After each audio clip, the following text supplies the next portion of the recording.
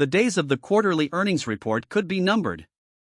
That's the headline from the New York Times Dealbook newsletter, weighing the costs of corporate silence. The Securities and Exchange Commission is said to be weighing a rule change that would allow public companies to disclose financial details only twice a year rather than every quarter.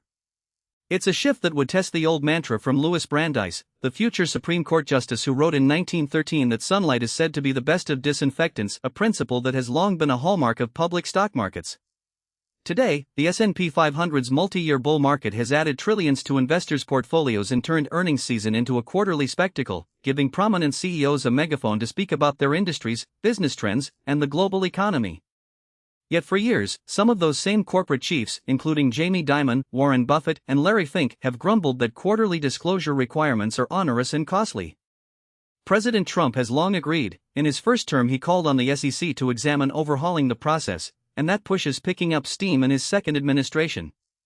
The debate centers on balancing the burden of red tape against the value of disclosure. Paul Atkins, the SEC chair, told Dealbook last year that moving to semi-annual reporting would remove the torture and expense of filing required reports and disclosures. Atkins has also promoted other strategies to make operating a listed company more business-friendly, including limiting shareholder proposals and raising the bar for shareholder lawsuits.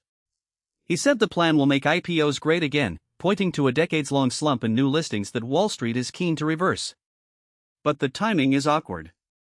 Wall Street is grappling with a tsunami of requests by investors to pull their money out of private credit funds, a fast-growing segment of the markets that, compared with public markets, is something of a black box. Critics argue that reducing public company transparency could exacerbate that opacity. The latest reporting from the Wall Street Journal says the SEC is preparing a proposal that would ditch the quarterly requirement and give companies the option to report only twice annually. Semi-annual reporting has already become the norm in much of Europe, including in Britain, though the article notes the discussion there was truncated.